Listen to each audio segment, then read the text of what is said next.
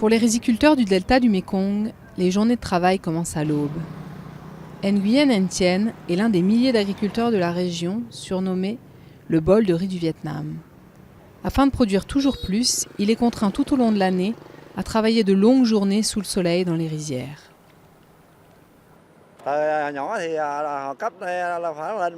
Quand j'étais enfant, nous produisions une récolte de riz par an.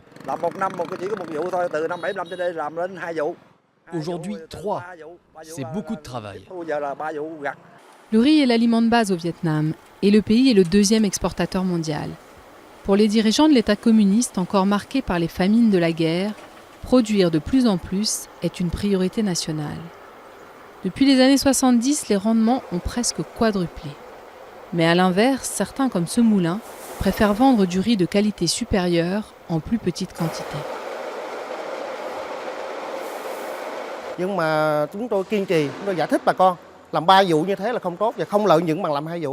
Nous encourageons les agriculteurs à ne pas planter autant, mais à se concentrer uniquement sur 2 cultures principales, pour que la qualité du sol ne se dégrade pas, pour que l'environnement ne soit pas pollué.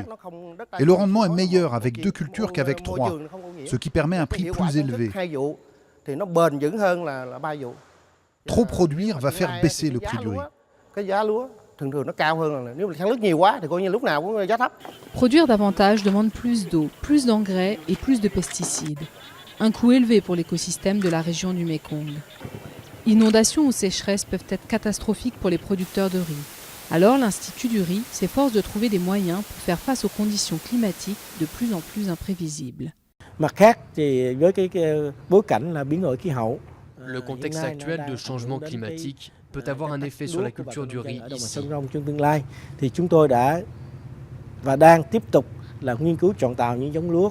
Nous étudions des variétés capables de résister à des catastrophes comme la sécheresse, les inondations ou la salinisation pour que nous puissions combiner ces caractéristiques pour résister à ces changements.